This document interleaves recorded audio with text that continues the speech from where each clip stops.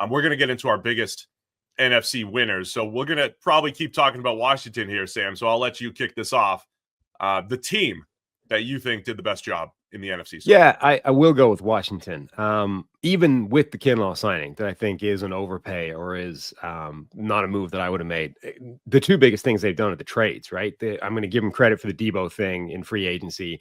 They trade for Deebo Samuel. They snag him for a low draft pick who, I mean, look, it's debatable how much Deebo has left in the tank, what he can get back to, like how much of injuries affected him. But theoretically, if you get anything like the best version of Deebo Samuel, and it's an absolute game changer. If you only get like a useful number 2, number 3 wide receiver at a Deebo Samuel, it's an upgrade over what they already had. So from that standpoint, I think it's great business. It's a good use of salary cap space.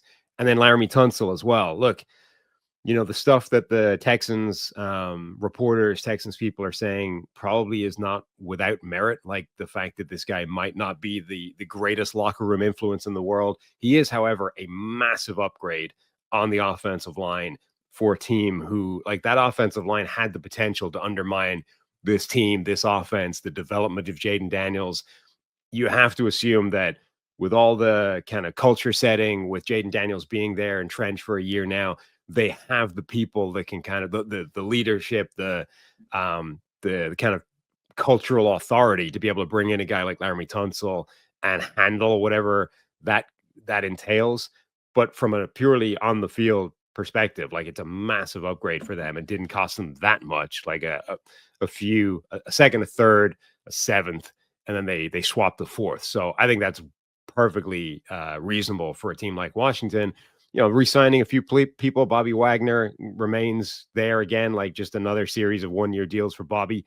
And then, you know, like little bits and pieces. So Jonathan Jones is a good addition for them at corner. So I really like the two sort of significant veteran moves they made, and then just tinkering around the edges. Yeah, I mean, it's aggressive, man. I mean, that was, if you look at Adam Peters in Washington now in 2 years, it's aggressive trades and then a whole bunch of complimentary contracts. I mean, it's Bobby Wagner, who you mentioned. I thought a couple sneaky good ones. Jonathan Jones, cornerback from the Patriots, coming in for 1 year. Dietrich Wise coming in for 1 year from New England. Potential starting corner in Jonathan Jones, opposite Marshon Lattimore, with Mike Sanders still likely playing in the slot there. And then Dietrich Wise as part of the defensive line rotation. Obviously, you mentioned the big ones. It's love watching how new GMs operate, right? When they come from good organizations and you try to see, okay, how are they going to put their stamp on this team? And the Adam Peters era so far, a year and a half into this thing, it's essentially complementary players and then trading picks for players with aggressive moves. And it might not just be his philosophy as much as this is where Washington is with the rookie contract. We have Jayden Daniels. We're going to trade multiple picks for Marshon Lattimore, multiple picks for Laremy Tunsil, and flipping a 5 for Deebo Samuel. So it's not quite what the Rams were doing with Les Snead, because they were giving up ones for bona fide stars over and over again.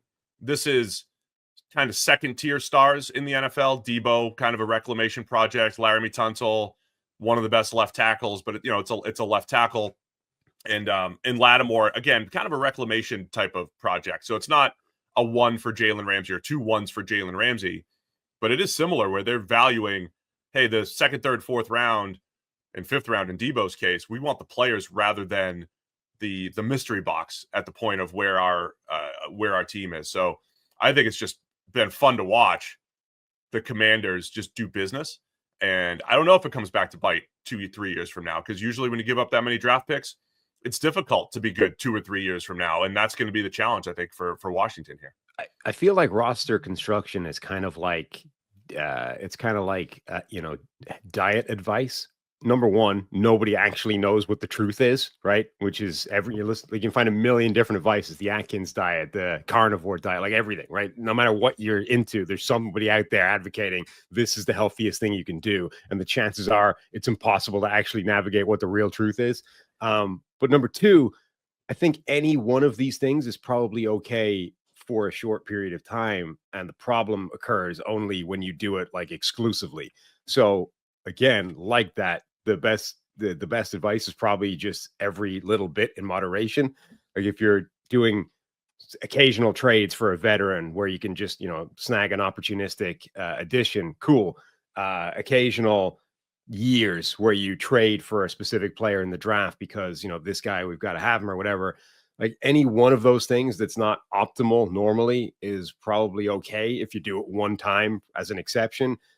The only issue is I think if you end up that you make that the strategy, right? So if Washington decided for the next few years we're going to start trading all of our picks for like veteran additions, that's an issue. If you do it 1 year and you bring in a Deebo, you bring in a Laremy Tunsil, and then that's it, right? We just needed 2 significant upgrades because they came across our desk. But now we're going back to building in the draft. We're going back to the usual way of things. Like I think every one of these like avenues of building a team in moderation is probably the correct strategy, which again is like when you think, how does Howie do it? It's that, right? Like he doesn't do any one thing to an exclusive crazy degree. He just every little one of these things he tends to do when it pops up as an opportunity, as opposed to no, we only approach this way. Like just the lack of dogmatic obsession, I think, is probably why Howie is one of the best GMs in the game. It's you remain a metaphorical genius, Sam, comparing roster building to diet advice. Yeah. If I could just piggyback on that really quick, I will say you pull when it comes to the diet advice, I think you find the common threads across all the diet advice, and most of them land at protein and vegetables. Most of them lands there. Eat more protein, eat more veggies.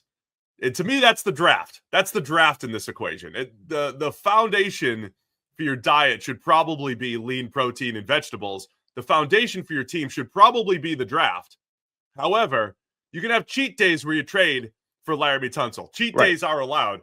Laremy Tunsil can be, carbo loading on a weekend, but you certainly can't keep that up and keep doing it. So stick with your protein and veggies and draft in volume over time. I think we've solved this. Can I just say I cannot believe that this is one of the days where we do not have an Orgain ad read, because this would have been the greatest segue of all time into an Orgain protein ad read. Get your 30 grams of protein. We could have sent that into the awards people, right? Yeah. You think we're not podcast awards worthy? Look at this. Look at this ad read. It would have been unbelievable. Send a bill to Orgain because we just gave them. No, we take care of our sponsors. I still have one more. I'm gonna work out and drink it today. Actually, can't wait. Oh, chocolate. It's gonna be great. Anyway, people are asking about the Vikings. We'll talk about the Vikings, but it's like it's a life cycle thing. Like Kwesi didn't sit down, I don't think, in his interview a couple of years ago and say, "Here's the deal. I don't believe in the draft. I'm not even good at drafting. I'm gonna miss," because everybody complains about him in the draft. It's like when you have a 3-year sample and you miss on a couple first, like everybody has that. So that's where they are right now. And he didn't sit down and be like, look, I'm just going to punt on draft picks because I don't think it's valuable. I'm going to sign all the free agents. But where they are in their life cycle, when you have a rookie contract quarterback, you're going to be more aggressive. If Kwesi's there for another 5 years and JJ McCarthy's the guy, and in 5 years from now, he's making $50 million a year, guess what? He's not going to draft 4 times a year. He's going to draft 12 times probably to balance that out. So it depends on where you are with your roster and in what you have available when it comes to finances and the ability to spend. But also remember, like winning free agency is not simply who spends the most money on the most volume of players. I mean, the Vikings are winning free agency in pure like monetary terms, but I mean, go and track how often that correlates to a good team the next year. It might work, but it's not automatic that if you just signed the most high price and high ranked free agents, you are the best free agent team. All right. So that was your favorite team's Washington. That's our Commanders breakdown. I overall really enjoy what they've done. I would not put it, I don't want to brush past the fact that they bring back Zach Ertz for a year. You mentioned Bobby Wagner, Dietrich Wise, Jonathan Jones, all for 1-year deals. They did a bunch of this last year where they filled out their roster with 1- and 2-year contracts. And now they get to go into the draft, not completely need free, but with fewer needs, or at least acute needs. They could draft for the future. And then the trickle down of the Laremy Tunsil move, just to reiterate this really quick, Left tackles are not available in the NFL. Pass blocking left tackles are not available. And Brandon Coleman, I think, struggled as a rookie. He had some flashes, good for a third-round rookie, but you don't want to bank on him as your future left tackle. You could kick him into guard, and I think you've solved maybe 2 offensive line positions with the one Laremy Tunsil move there. So I think that's the residual effect there. And then the upside of Deebo in this system with Jayden Daniels, the run threat, with Terry McLaurin as the one, I think is spectacular. So there's a lot to like about what Washington's done. So I agree with you that they're one of the best teams. Thanks for watching all the way to the end of our video. For more great content, click here to subscribe and here to watch another video. We'll see you again soon.